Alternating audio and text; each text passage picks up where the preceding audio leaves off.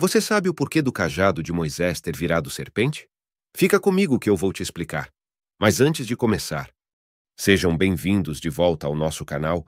Hoje mergulharemos em um dos momentos mais intrigantes e poderosos da Bíblia. O momento em que o humilde cajado de Moisés se transformou em uma serpente.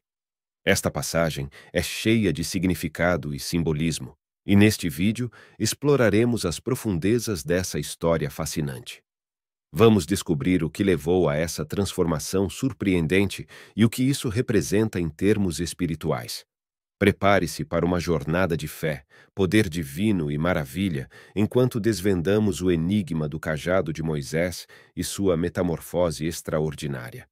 Não se esqueça de curtir, compartilhar e se inscrever para mais histórias bíblicas que não procuram agradar o ego e sim informar com seriedade a respeito das verdades bíblicas. Justamente por isso, pregamos na contramão. Moisés foi chamado por Deus de uma maneira dramática e poderosa, conforme descrito na Bíblia, no livro de Êxodo, capítulo 3.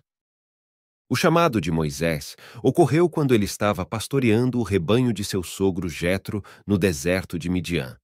Moisés avistou uma sarça ardente, uma planta que estava em chamas, mas não se consumia. Curioso, Moisés se virou e andou na direção da sarça. Foi nesse momento que Deus se revelou a Moisés através da sarça ardente. Deus falou com Moisés diretamente e disse: Moisés, Moisés, chamando-o pelo nome 2 vezes para chamar sua atenção.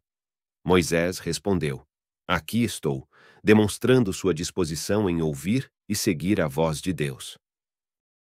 Deus então revelou sua divindade quando instruiu Moisés a tirar as sandálias, pois o local onde ele estava era santo.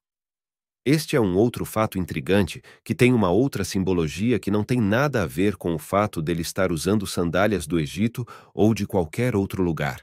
Caso vocês queiram que eu faça um vídeo somente sobre este assunto, deixe nos comentários. E então Deus revela sua identidade a Moisés, dizendo-lhe que ele estava diante do Deus de Abraão, Isaque e Jacó, o Deus de seus antepassados. Em seguida, Deus revelou o propósito de seu chamado a Moisés. Ele o escolheu para liderar os filhos de Israel, que eram escravizados no Egito, para a liberdade.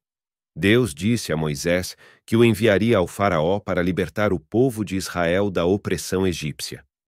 Nesse relato, Deus estava falando diretamente com Moisés, chamando-o para liderar os israelenses para fora do Egito.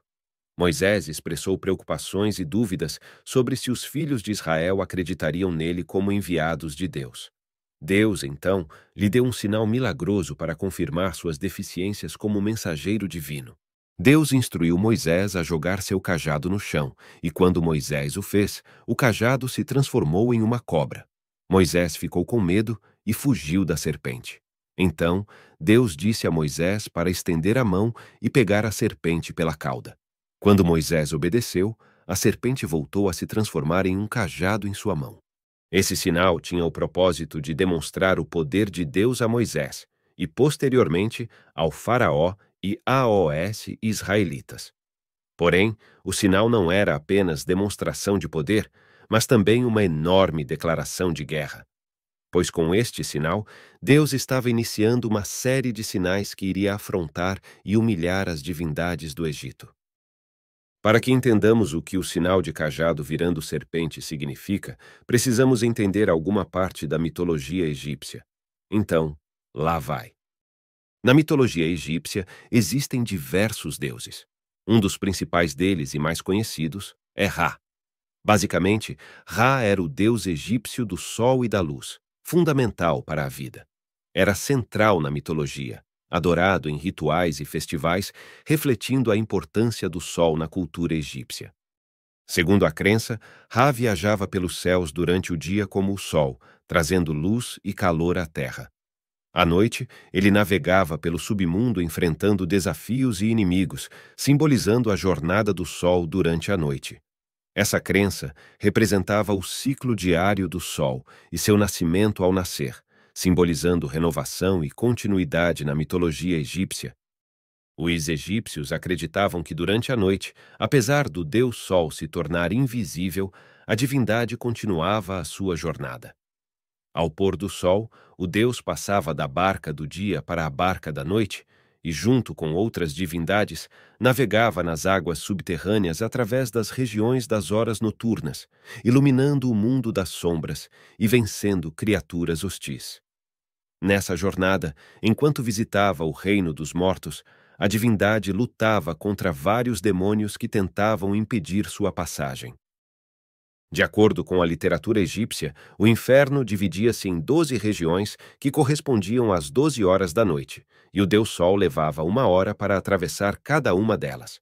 Nesse trajeto, os demônios procuravam obstruir sua passagem e impedir que ele ressurgisse na terra no dia seguinte. Inicialmente, Neheb-Kau era apenas um réptil monstruoso que ameaçava os mortos, mas, posteriormente, foi domesticada e passou a ser ministro do próprio Deus Sol. Em sua nova função, era provedora de alimentos para os falecidos, inclusive para o faraó, a quem protegia e recebia no mundo subterrâneo, servindo-lhe comida.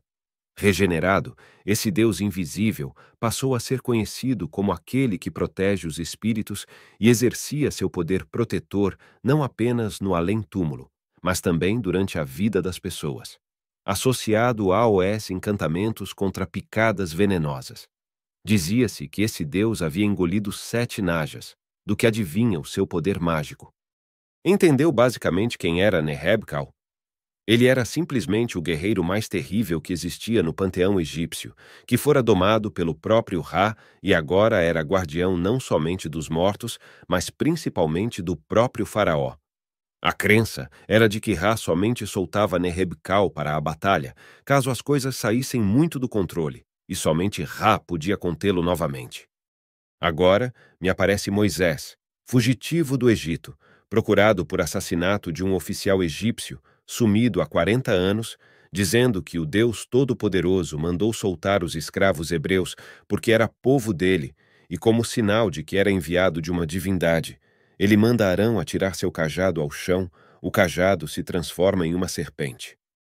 Faraó manda chamar seus magos, que logo fazendo o mesmo com sua magia. Não demora muito, e a serpente de Arão começa a engolir as serpentes dos magos, demonstrando superioridade, força e poder, e também deixando bem claro que nada poderia salvá-los do verdadeiro Deus incontrolável. Neheb-Kau, sendo a serpente que defende o faraó, deveria proteger o mesmo. Mas quem estava no combate desta vez não manda somente no sol, ele próprio que criou o sol. Quem está no combate não viaja pelos céus. Ele estende os céus como se fossem cortinas. Ele não viaja no submundo batalhando por sua sobrevivência. Ele criou o inferno e tudo o que existe. Com apenas um sinal, Moisés deixa claro que nesta batalha, Faraó e seus deuses estavam desprotegidos. Porque, ainda antes que houvesse dia eu sou, e ninguém há que possa fazer escapar das minhas mãos, operando eu, quem impedirá? A mensagem ficou clara para você. Deixe nos comentários e siga nossa página. Compartilhe com outras pessoas.